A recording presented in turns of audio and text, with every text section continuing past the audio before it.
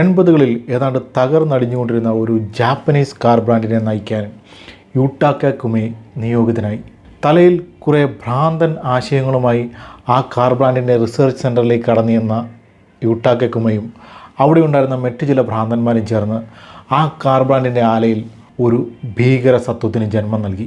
ആ Japanese car ഫാക്ടറിയുടെ 4 ചുവരുകളും പിന്നിട്ട് ലോകമെമ്പാടുമുള്ള റേസ് ട്രാക്കുകളിലൂടെ തീ പറത്തിപ്പാഞ്ഞ ആ ഭീകരനെ കണ്ടു നിന്നവർ ഒരു പേരിട്ട് വിളിച്ചു: ഗോഡ്സില്ല. നമ്മളിന്ന് സംസാരിക്കാൻ പോകുന്നത് ആ ഭീകരനെ കുറിച്ചാണ്.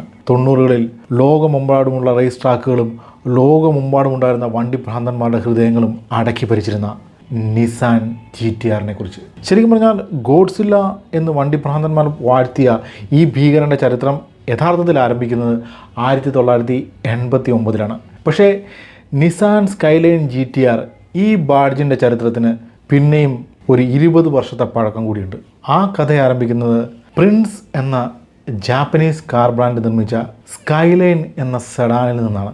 അതായത് ഈ പ്രിൻസ് എന്ന് പറഞ്ഞാൽ ഒരു സ്വതന്ത്രമായി പ്രവർത്തിച്ചിരുന്ന ഒരു ജാപ്പനീസ് കാർ ബ്രാൻഡായിരുന്നു ആദ്യം. പക്ഷേ 1966 ആയപ്പോഴത്തേന് ഇത് നമ്മുടെ നിസാൻ്റെ ഭാഗമായി തീർന്നിരുന്നു. അപ്പോൾ അങ്ങനെ ഏതാണ്ട് 60കളുടെ അവസാനത്തോടുകൂടി റേസുകളിൽ പങ്കെടുപ്പിക്കാൻ വേണ്ടി ഒരു കോമ്പാക്ട് കാർ, ഒരു കോമ്പാക്ട് സെഡാൻ അല്ലെങ്കിൽ ഒരു ചെറിയ സെഡാന് വേണ്ടി നിസാൻ നടത്തിയ അന്വേഷണം ചെന്ന് നിൽക്കുന്നത് നമ്മൾ ഈ പറഞ്ഞ പ്രിൻസിൻ്റെ സ്കൈലൈൻ എന്ന് പറയുന്ന സെഡാനിലായിരുന്നു. അങ്ങനെ നിസാൻ ഈ സ്കൈലൈൻ ആവശ്യമായ മോഡിഫിക്കേഷനുകൾ നടത്തി ഒരു ടൂറിംഗ് റേസിന് പാകത്തിനുള്ള കാറാക്കി മാറ്റുകയായിരുന്നു. അതായത് നിസാൻ ഈ വാഹനത്തിലേക്ക് ഒരു 2 ലിറ്റർ ഇൻലൈൻ 6 എഞ്ചിനും 5 സ്പീഡ് മാനുവൽ ഗിയർ ബോക്സും ലിമിറ്റഡ് സ്ലിപ്പ് ഡിഫറൻഷ്യലും ഒക്കെ ഘടിപ്പിച്ച് ഈ പ്രിൻസ് സ്കൈലൈൻ എന്ന് പറയുന്ന കാറിനെ സ്കൈലൈൻ GTR ആക്കി മാറ്റി. അപ്പോൾ ഇതിൽ ഉപയോഗിച്ചു എന്ന് പറയുന്ന 2 ലിറ്റർ 6 സിലിണ്ടർ എഞ്ചിൻ അത് നിസാൻ S20 എന്നാണ് അറിയപ്പെടുന്നതെങ്കിലും ഈ എഞ്ചിനും നിർമ്മിച്ചത്, അല്ല ഈ എഞ്ചിനും ഡിസൈൻ ചെയ്തത് പ്രിൻസിൻ്റെ എഞ്ചിനീയേഴ്സ് തന്നെയായിരുന്നു.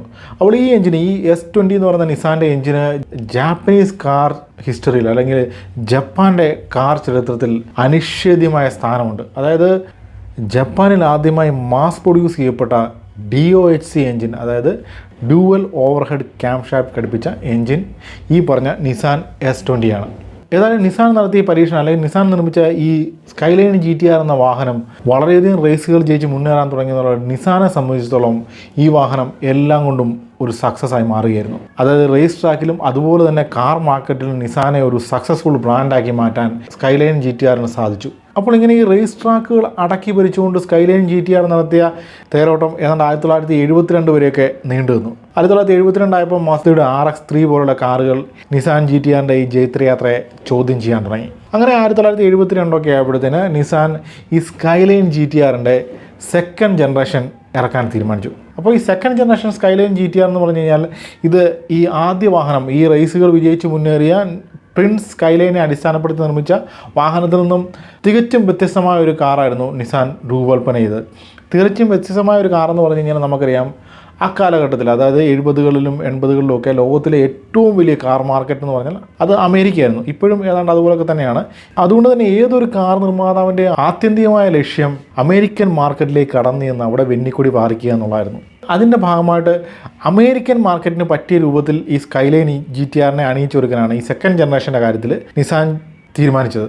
അതിന് പ്രകാരം ഏതാണ്ടൊരു മസിൽ കാറിനെ അനുസ്മരിപ്പിക്കുന്ന രൂപമാണ് സെക്കൻഡ് ജനറേഷൻ സ്കൈലൈൻ GTRന് നിസാൻ നൽകിയത്. അതായത് സെക്കൻഡ് ജനറേഷൻ സ്കൈലൈൻ GTR കണ്ടു കഴിഞ്ഞാൽ അത് നിസാൻ അല്ല ഒരു ഏഷ്യൻ കാർ കമ്പനി നിർമ്മിച്ച കാറാണെന്ന് നമുക്ക് തോന്നില്ല. ഏതാണ്ട് അമേരിക്കയിൽ നിന്നും പുറത്തിറങ്ങുന്ന ഒരു മസിൽ കാർ, അതായത് പ്ലിമത്തോ പോണ്ടിയാക്കോ ഒക്കെ നിർമ്മിച്ച ഒരു മസിൽ കാറിൻ്റെ രൂപമായിരുന്നു ഈ സെക്കൻഡ് ജനറേഷൻ സ്കൈലൈൻ GTRന് നിസാൻ നൽകിയിരുന്നത്. അപ്പോൾ അങ്ങനെ നോക്കുമ്പോഴത്തേന് എല്ലാം കൊണ്ടും അമേരിക്കൻ മാർക്കറ്റ് കീഴടക്കാൻ അനുയോജ്യമായ ചേരുവകളെല്ലാം ചേർത്താണ് ഈ കാർ നിർമ്മിച്ചിരിക്കുന്നത്. അതായത് ഫസ്റ്റ് ജനറേഷൻ സ്കൈലൈൻ GTRൻ്റെ റേസിംഗ് പെഡിഗ്രി, അതുപോലെ ജാപ്പനീസ് റിലയബിലിറ്റി, എല്ലാത്തിനും ഉപരിയായി ഒരു അമേരിക്കൻ മസിൽ കാറിൻ്റെ രൂപം. അങ്ങനെ നോക്കുമ്പോൾ ആ മാർക്കറ്റിന് വേണ്ടി, അമേരിക്കൻ മാർക്കറ്റിന് വേണ്ടി എല്ലാം കൊണ്ടും പെർഫെക്റ്റ് ആയിരുന്നു സെക്കൻഡ് ജനറേഷൻ GTR.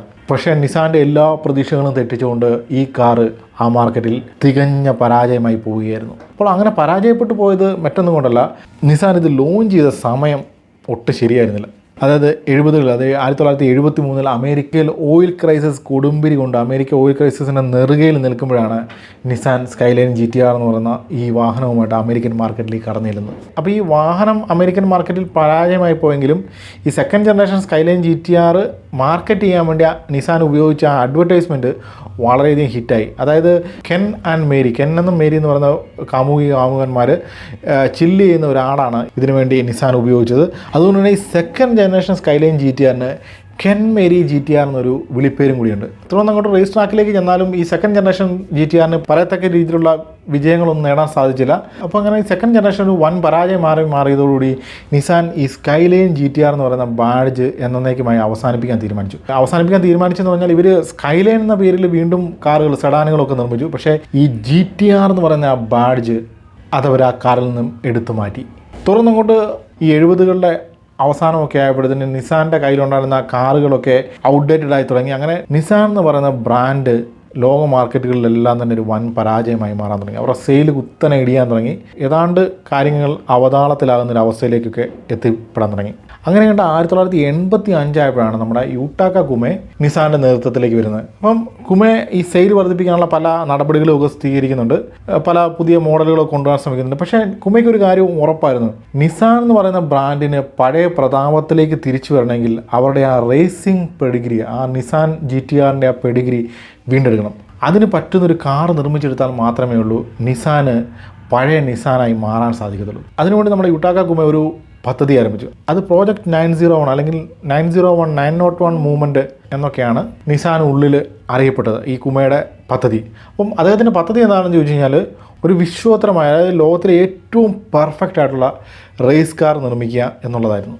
അതായത് ഉടനെ ചാടിക്കറി റേസ് കാർ നിർമ്മിക്കുകയല്ല, വളരെയധികം റിസർച്ചുകളും കാര്യങ്ങളൊക്കെ നടത്തി എല്ലാം കൊണ്ടും പെർഫെക്റ്റ് ആയിട്ട് ലോകത്ത് ഒരിക്കലും ബീറ്റ് ചെയ്യാൻ സാധിക്കാത്ത ഒരു കാർ നിർമ്മിക്കുക. അത് 1985 ഇവർ ഈ പദ്ധതി ആരംഭിക്കുന്നത്. അത് 5 വർഷം കൊണ്ട് അല്ലെങ്കിൽ 5-6 വർഷങ്ങൾ കൊണ്ട് നിർമ്മിച്ചെടുക്കുക എന്നുള്ളതായിരുന്നു നമ്മുടെ കുമയുടെയും കൂട്ടാളികളുടെ ഉദ്ദേശം. അപ്പോൾ നമ്മൾ ഇതിനൊപ്പം കൂട്ടിച്ചേർത്ത് വായിക്കേണ്ട മറ്റൊരു കാര്യം കൂടിയുണ്ട്. അതായത് കുമയ വരുന്നതിന് മുമ്പ് തന്നെ ഈ റേസിംഗ് രംഗത്തേക്ക് തിരിച്ചു വരാൻ നിസാനുള്ളിൽ വൻതോതിലുള്ള ശ്രമങ്ങളൊക്കെ നടക്കുന്നുണ്ട്.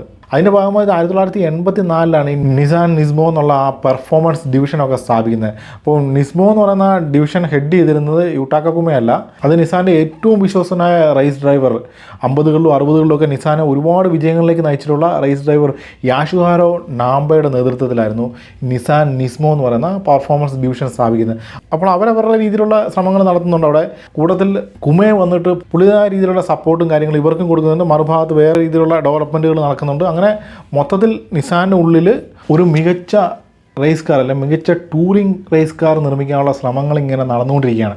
അപ്പോൾ ഇവരുടെ ലക്ഷ്യം എന്ന് പറഞ്ഞാൽ ജപ്പാനിൽ നടക്കുന്ന all Japan touring car championship എന്ന് പറയുന്ന ഒരു സംഭവമുണ്ട്. അതായത് JTCC അല്ലെങ്കിൽ AJTCC എന്നൊക്കെയാണ് അത് അറിയപ്പെടുന്നത്. അത് ഓൾ ജപ്പാൻ ടൂറിംഗ് ചാമ്പ്യൻഷിപ്പ് എന്നാണ് പറയുന്നതെങ്കിലും ലോകമെമ്പാടുമുള്ള കാർ മാനുഫാക്ചേഴ്സ് അവരുടെ വിശ്വോത്തരമായ കാറുകളുമായിട്ട് പങ്കെടുക്കുന്ന ഒരു ടൂറിംഗ് റേസാണ്. അത് ജപ്പാനാണ് ഓർഗനൈസ് ചെയ്യുന്നുള്ളൂ. അതിൽ പങ്കെടുക്കുന്നത് മിക്കതും യൂറോപ്പിൽ നിന്നും അമേരിക്കയിൽ നിന്നും ഒക്കെയുള്ള വലിയ വലിയ മാനുഫാക്ചർ, അതായത് പോർഷയും ഫെറാറിയും ഫോർഡും അങ്ങനെ ലോകോത്തര ബ്രാൻഡുകളെല്ലാം വന്ന് മാറ്റുരയ്ക്കുന്ന അല്ലെങ്കിൽ ലോകോത്തരം ബ്രാൻഡുകളെല്ലാം വന്ന് ജപ്പാനിലെ ഭീകരന്മാരായിട്ടുള്ള ടയോട്ടയുടെയും മസ്ദയുടെയും ഹോണ്ടയുടെയും ഒക്കെ കാറുകളുമായി മത്സരിക്കുന്ന ഒരു പ്രസ്റ്റീജിയസ് ടൂറിംഗ് റേസാണ് ഈ പറഞ്ഞ all Japan touring car championship. ഇതിലും മത്സരിച്ച് കപ്പടിക്കുക എന്നുള്ളതായിരുന്നു നിസാൻ്റെ ആത്യന്തികമായിട്ടുള്ള ലക്ഷ്യം. അപ്പോൾ സെക്കൻഡ് ജനറേഷൻ സ്കൈലൈൻ പരാജയമായി നിസാൻ റേസിൽ നിന്നും പുറത്തുപോയി. പിന്നീട് പല ജപ്പാനീസ് കാർ ബ്രാൻഡുകൾ ഇതിൽ വരുന്നുണ്ടെങ്കിലും ഈ 80കളുടെ പകുതി കഴിഞ്ഞപ്പോഴത്തേക്കും ഈ പറഞ്ഞ JTCCയിൽ യൂറോപ്യൻ ബ്രാൻഡുകളുടെ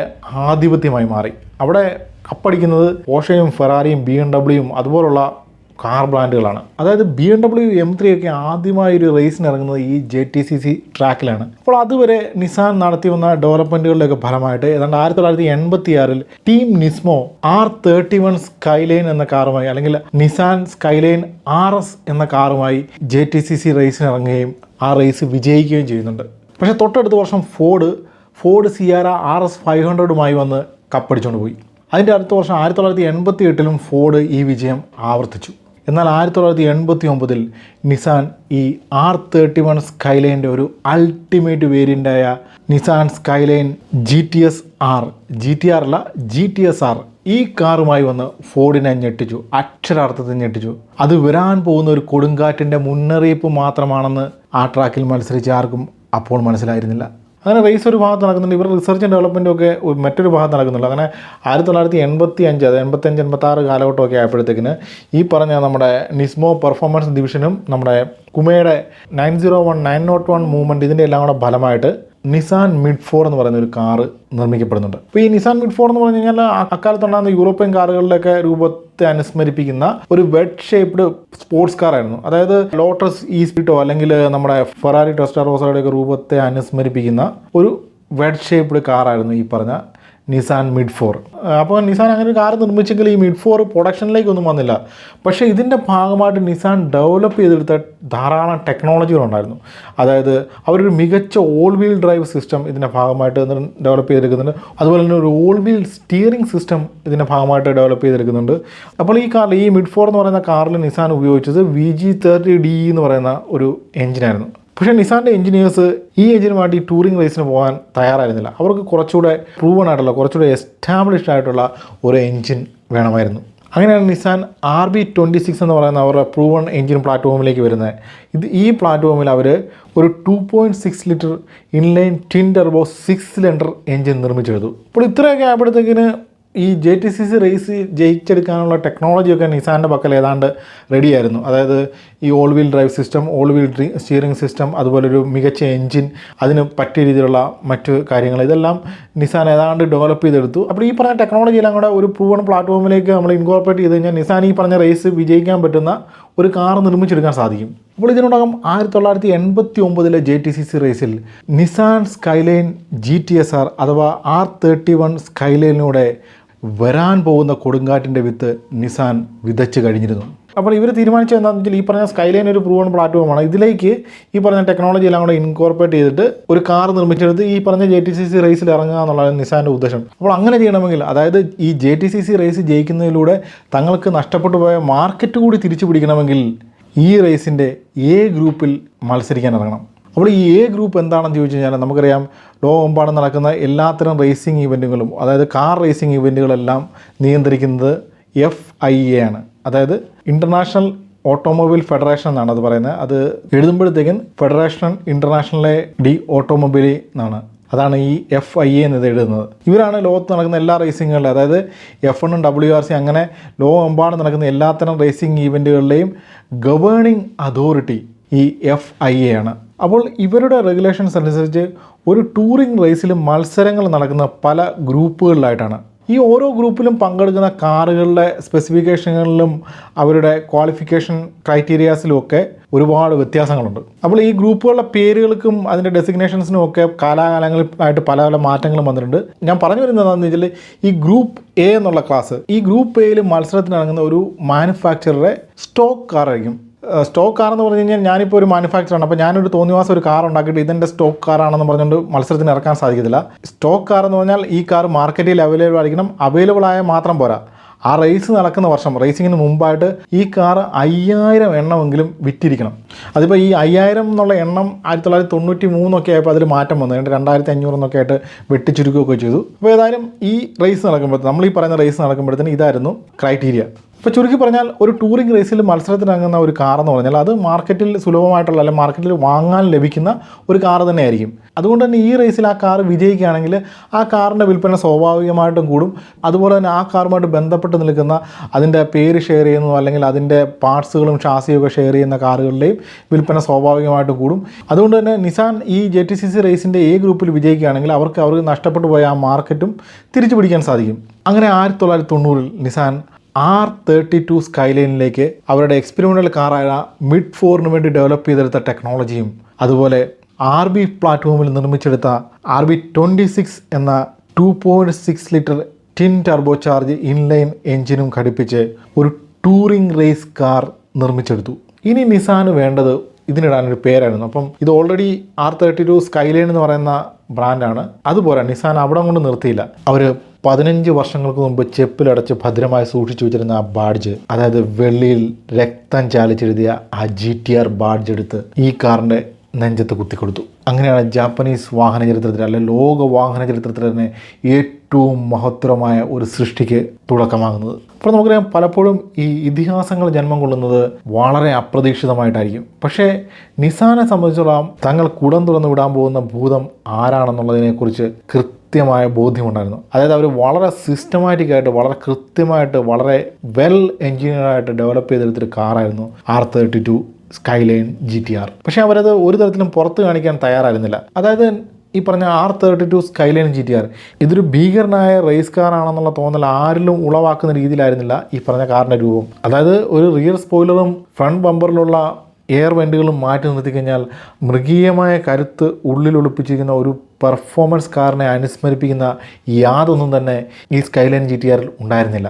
അതുപോലെ തന്നെ ഈ വാഹനത്തിലെ വെയിറ്റ് കുറയ്ക്കാൻ വേണ്ടി ഇതിൻ്റെ ബോഡി അലൂമിനിയത്തിലാണ് നിർമ്മിച്ചിരുന്നത്. ഇൻറ്റീരിയറിലേക്ക് ചെന്ന് കഴിഞ്ഞാലും വളരെ സിമ്പിളായിട്ടുള്ള ഒരു ഇൻറ്റീരിയർ ആയിരുന്നു ഈ R32 GTR ഉണ്ടായിരുന്നത്. അപ്പോൾ അങ്ങനെ 15 വർഷത്തെ കാത്തിരിപ്പിനൊടുവിൽ അല്ലെങ്കിൽ 15 വർഷത്തെ പ്രയത്നം കൊണ്ട് നിസാൻ ഒരു പെർഫെക്റ്റ് കാർ നിർമ്മിച്ചു എന്ന് പറഞ്ഞാലും അവരെ സംബന്ധിച്ചിടത്തോളം അതൊരു ജീവൻ മരണ കളിയായിരുന്നു. അതായത് പറഞ്ഞു നമ്മൾ ലോകത്ത് അന്നേ വരെ ഉണ്ടായിട്ടുള്ള ഒരു ഏറ്റവും അഡ്വാൻസ് ആയിട്ടുള്ള ഓട്ടോമൊബൈൽ ടെക്നോളജികളെല്ലാം അല്ലെങ്കിൽ നിസാൻ അറിഞ്ഞതും പഠിച്ചെടുത്തതുമായിട്ടുള്ള സകല ടെക്നോളജികളും അവർ ഈ കാറിൽ ഉപയോഗിച്ചു. പക്ഷേ ഇവിടെയുള്ള പ്രശ്നം എന്താണെന്ന് വെച്ചാൽ ലോകത്ത് നിസാൻ മാത്രമല്ല റേസ് കാർ നിർമ്മിക്കാൻ റിസർച്ച് നടത്തിക്കൊണ്ടിരുന്നത്.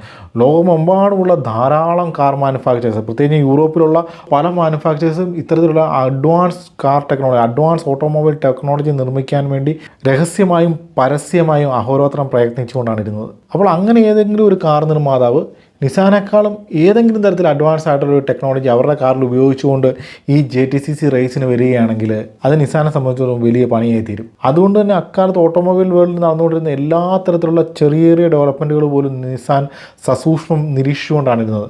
അങ്ങനെ ഇരിക്കെ യൂറോപ്പിൽ നിന്ന് വന്ന ഒരു കാറ് നിസാൻ്റെ ശ്രദ്ധയിൽപ്പെട്ടു. അത് മറ്റൊന്നുമായിരുന്നില്ല, പോർഷെ 959 എന്ന് പറയുന്ന വാഹനമായിരുന്നു. അതായത് പോർഷെ 959 എന്ന് പറഞ്ഞാൽ അക്കാലത്ത് ലോകത്ത് നിലവിലുണ്ടായിരുന്ന ഏറ്റവും മികച്ച റോഡ് കാറായിരുന്നു പോർഷെ 959. അപ്പോൾ ഈ വാഹനം നിസാൻ്റെ ശ്രദ്ധയിൽപ്പെട്ടതിൻ്റെ കാരണം എന്താണെന്ന് വെച്ചാൽ ഈ വാഹനത്തിൻ്റെ ഈ പോർഷെ 959ൻ്റെ മൃഗീയമായ ഹാൻഡിലിംഗ് ആണ്. അതോടുകൂടി നിസാൻ ഒരു കാര്യം ഉറപ്പിച്ചു, തങ്ങളുടെ കയ്യിലുള്ളതിനേക്കാളും അഡ്വാൻസ് ആയിട്ടുള്ള, തങ്ങളുടെ കയ്യിലുള്ളതിനേക്കാളും മികച്ച ഒരു ഓൾ വീൽ ഡ്രൈവ് സിസ്റ്റം എന്തായാലും പോർഷ ഈ കാറിൽ ഉപയോഗിച്ചിട്ടുണ്ട്. അപ്പോൾ തങ്ങൾ ചെയ്തതെന്നും അഡ്വാൻസ് ആയിട്ട്, തങ്ങളിൽ നിന്നും വ്യത്യസ്തമായിട്ട് പോർഷ എന്താണ് ഇതിൽ ചെയ്തിരിക്കുന്നത് എന്ത് വില കൊടുത്തും മനസ്സിലാക്കാൻ നിസാൻ തീരുമാനിച്ചു. അതിൻ്റെ ഭാഗമായിട്ട് അധികം മെനക്കെടാനൊന്നും നിസാൻ്റെ പക്കൽ സമയമുണ്ടായിരുന്നില്ല. അവർ ഒട്ടും സമയം കളയാതെ ഒരു പോർഷെ 959 മേടിച്ച് അവരുടെ വർക്ക്ഷോപ്പിൽ കൊണ്ടിരുന്നു. അത് അഴിച്ച് പീസാക്കി പരിശോധന ആരംഭിക്കുന്നു. അപ്പോൾ അങ്ങനെ അവർ ഈ കാറിൽ കണ്ടെത്തിയത് ഒരു വളരെ സിമ്പിളായിട്ടുള്ള കാര്യമാണ്. അതായത് സിമ്പിളായിട്ടുള്ള കാര്യം എന്ന് പറഞ്ഞാൽ ഈ ഓൾ വീൽ ഡ്രൈവ് സിസ്റ്റത്തിൻ്റെ പവർ ഡിസ്ട്രിബ്യൂഷന് വേണ്ടി പോർഷെ ഉപയോഗിച്ചത് ഒരു ഇലക്ട്രോ ഹൈഡ്രോളിക് ക്ലച്ച് സിസ്റ്റമാണ്. അപ്പോൾ ആ സിസ്റ്റം അതേപടി എടുത്ത് നമ്മുടെ സ്കൈലൈൻ GTRൽ പിടിപ്പിക്കാൻ നിസാൻ തയ്യാറായിരുന്നില്ല. കാരണം ആ സിസ്റ്റത്തിന് നിസാൻ്റെ പോയിന്റ് ഓഫ് വ്യൂവിൽ ചില പോരാഴികയല്ല ചില പ്രശ്നങ്ങളുണ്ടായിരുന്നു. അതായത് 959ൽ കൂടുതൽ പവർ ഫ്രണ്ട് വീലുകളിലേക്ക് ഡിസ്ട്രിബ്യൂട്ട് ചെയ്യുന്ന രീതിയിലായിരുന്നു ഈ സിസ്റ്റം ഡെവലപ്പ് ചെയ്ത് വെച്ചിരുന്നത്. അപ്പോൾ അങ്ങനെ ഈ പോർഷെ കാറ് അണ്ടർസ്റ്റിയർ ആകുന്നതായിട്ടാണ് നിസാൻ്റെ എഞ്ചിനീയേഴ്സ് കണ്ടെത്തിയത്. അപ്പോൾ ആ ഒരു സംഭവം ഒരു ജാപ്പനീസ് കാറിന് അല്ലെങ്കിൽ ഈ പറഞ്ഞ GTRൻ്റെ സ്വഭാവത്തിന് ചേരുന്നതായിരുന്നില്ല. അതുകൊണ്ട് തന്നെ ഈ സിസ്റ്റത്തിന് കൂടുതലായിട്ട് ഇമ്പ്രൂവ് ചെയ്യാൻ നിസാൻ തീരുമാനിച്ചു. അപ്പോൾ അതിൻ്റെ ഭാഗമായിട്ട് ഇവർ ഇതിലേക്ക് G-ഫോഴ്സ് സെൻസറുകളൊക്കെ കൊണ്ടുവന്നു. അതായത് കമ്പ്യൂട്ടർ കൺട്രോൾഡ് G-ഫോഴ്സ് സെൻസറുകൾ ഘടിപ്പിച്ച് വീലുകളിൽ അനുഭവപ്പെടുന്ന ട്രാക്ഷൻ സെൻസ് ചെയ്തിട്ട് ഏത് വീലിലേക്ക് എത്രമാത്രം പവർ ഏതൊക്കെ സമയത്ത് കൊടുക്കണം, ഏതൊക്കെ സാഹചര്യത്തിൽ കൊടുക്കണം എന്ന രീതിയിൽ ഈ പറഞ്ഞ സിസ്റ്റത്തെ പരിഷ്കരിച്ചു. അങ്ങനെ ഒരു കമ്പ്യൂട്ടർ കൺട്രോൾഡ് 4 വീൽസ് ഡ്രൈവ് സിസ്റ്റമാണ് നിസാൻ GTRൽ ഉപയോഗിച്ചത്. അപ്പം പോർഷയുടെ കാര്യം ഞാൻ പറഞ്ഞു, ഫ്രണ്ട് വീലിലേക്കായിരുന്നു കൂടുതൽ പവർ പോയിക്കൊണ്ടിരുന്നത്. ഇതൊരു റിയൽ വീൽ ബേസ്ഡ് ആയിട്ടുള്ള 4 വീൽ ഡ്രൈവ് സിസ്റ്റമായിരുന്നു. അപ്പം റിയർ വീലിൻ്റെ ട്രാക്ഷൻ കംപ്ലീറ്റ് ആയിട്ട് നഷ്ടപ്പെട്ടാൽ മാത്രമേ ഉള്ളൂ ഈ ഫ്രണ്ട് വീലിലേക്ക് പവർ ഡിസ്ട്രിബ്യൂട്ട് ചെയ്യത്തുള്ളൂ. അങ്ങനെ ഒരു സിസ്റ്റമാണ് നിസാൻ ഈ R32 GTRന് വേണ്ടി ഉപയോഗിച്ചത്. അപ്പോൾ നമ്മൾ ഈ പറയുന്നത് 1989 ഒരു ജാപ്പനീസ് കാർ മാനുഫാക്ചറർ ഡെവലപ്പ് ചെയ്തെടുത്ത ഒരു ടെക്നോളജിയെക്കുറിച്ചാണ്. അപ്പോൾ ഇങ്ങനെ ഒരു സിസ്റ്റം കൂടി ഉപയോഗിച്ചതോടുകൂടി നമ്മളെ സ്കൈലൈൻ GTRൻ്റെ സ്ട്രൈറ്റ് ലൈൻ പെർഫോമൻസും കോർണറിങ് കേപ്പബിലിറ്റിയും ഒക്കെ ഈ പറഞ്ഞ പോർഷെ 959ൻ്റെ ഒക്കെ അപ്പുറത്തേക്ക് ഇമ്പ്രൂവ് ആയി.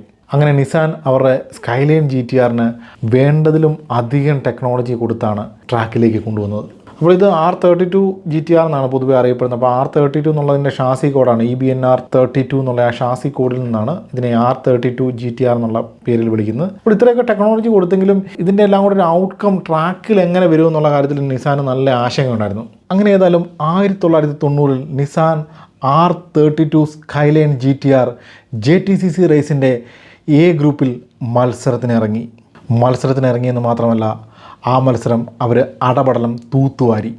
തൊട്ടടുത്ത വർഷം മത്സരത്തിനിറങ്ങുന്നു, അവിടെയും ചരിത്രം ആവർത്തിക്കുന്നു.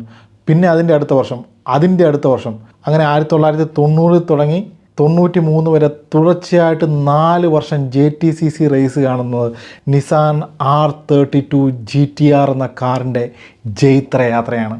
ഈ റേസിൻ്റെ ചരിത്രത്തിൽ, ഈ JTCC റേസിൻ്റെ ചരിത്രത്തിലെ ഏറ്റവും സക്സസ്ഫുള്ളായ കാറാണ് നിസാൻ R32 സ്കൈലൈൻ GTR.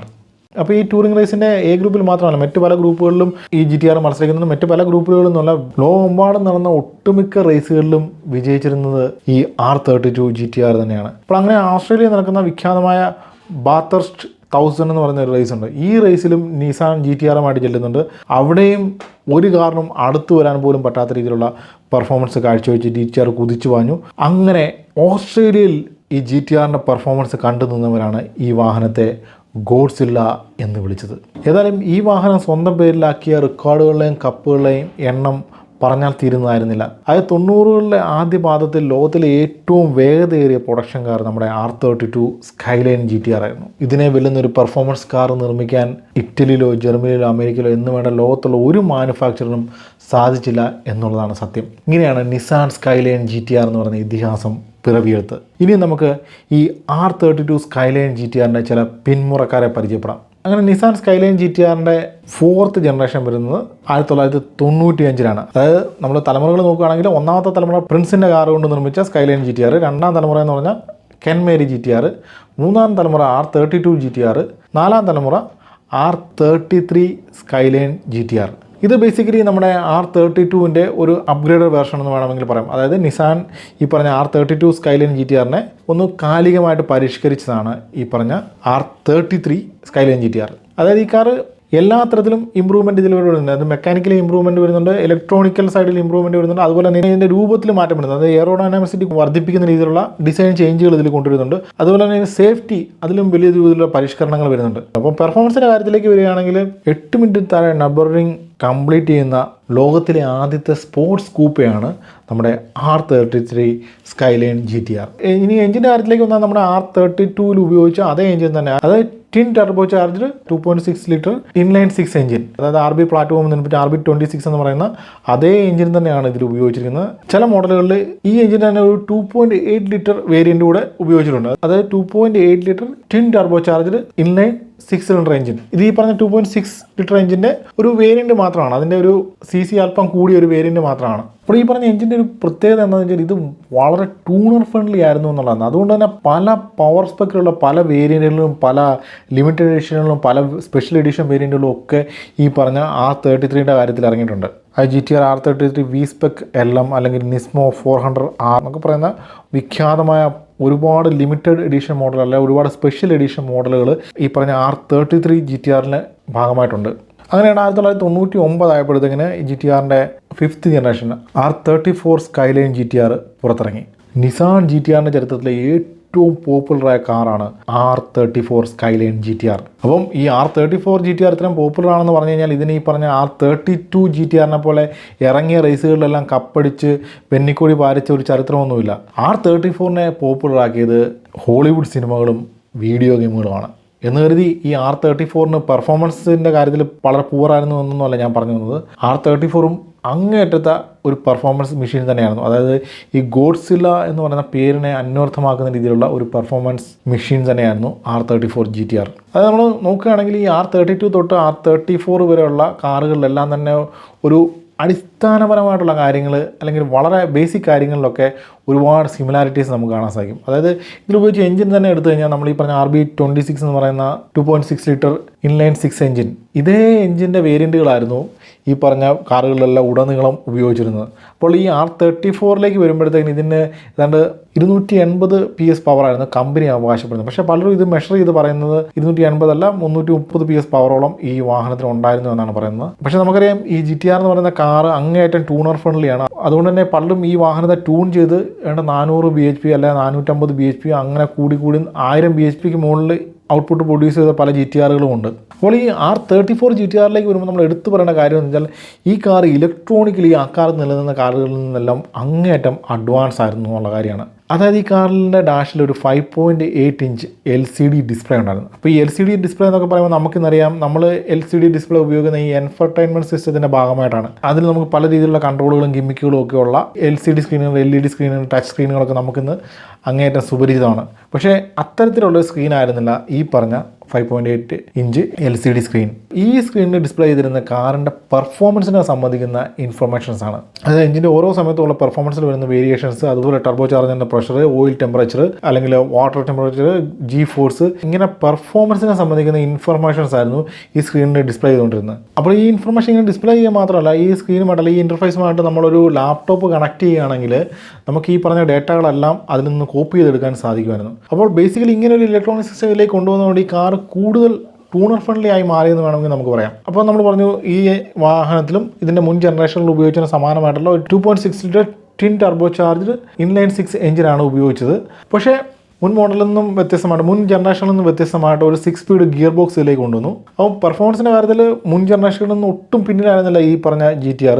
അപ്പം നമ്മൾ പറഞ്ഞു ഈ പറഞ്ഞ രീതിയിലുള്ള ഹോളിവുഡ് സിനിമകൾ, ഫാസ്റ്റ് ആൻഡ് ഫ്യൂരിയസ് പോലുള്ള ഹോളിവുഡ് സിനിമകൾ, അതുപോലെ തന്നെ ഗ്രാൻഡ് ടൂറിസ്മോ വീഡിയോ ഗെയിമുകൾ, ഇവയൊക്കെയാണ് ഈ വാഹനത്തെ ഫേമസ് ആക്കിയത്. അപ്പോൾ കാര്യം അങ്ങനെയൊക്കെയാണെങ്കിലും ഇതിൽ ഏറ്റവും രസകരമായ കാര്യം എന്താണെന്ന് വെച്ചാൽ ഈ R34 സ്കൈലൈൻ GTR എന്ന് പറയുന്ന വാഹനം അമേരിക്കയിൽ വാങ്ങാൻ കിട്ടത്തില്ലായിരുന്നുള്ളതാണ്. അമേരിക്കൻ മാർക്കറ്റിൽ അവൈലബിൾ ആയിരുന്നില്ല. അപ്പോൾ അത് മറ്റൊന്നും കൊണ്ടല്ല, അവരുടെ സേഫ്റ്റി സ്റ്റാൻഡേർഡ്സിനും കാര്യങ്ങളൊന്നും ഇത് മീറ്റ് ചെയ്യത്തില്ലെന്നുള്ള ഒരു പ്രശ്നം കൊണ്ടായിരുന്നു തോന്നുന്നു ഈ അമേരിക്കൻ മാർക്കറ്റിൽ ഈ വാഹനം അനുവദിക്കായിരുന്നത്. പക്ഷേ ഇതിന് ആദ്യകാലത്ത് മോട്ടോ എക്സ് എന്ന് പറഞ്ഞൊരു കമ്പനി ഈ പറഞ്ഞ R34 സ്കൈലൈൻ GTRകൾ അമേരിക്കയിലേക്ക് ഇമ്പോർട്ട് ചെയ്യുകയും അമേരിക്കൻ സേഫ്റ്റി നോംസിന് അനുസരണമായിട്ട് ഈ വാഹനത്തെ മോഡിഫൈ ചെയ്ത് വിൽക്കുകയും ചെയ്തു. പക്ഷേ അധികം നാൾ ഈ പ്രവർത്തനമായിട്ട് മുന്നോട്ട് പോകാൻ ഈ മോട്ടോക്സിന് സാധിച്ചില്ല.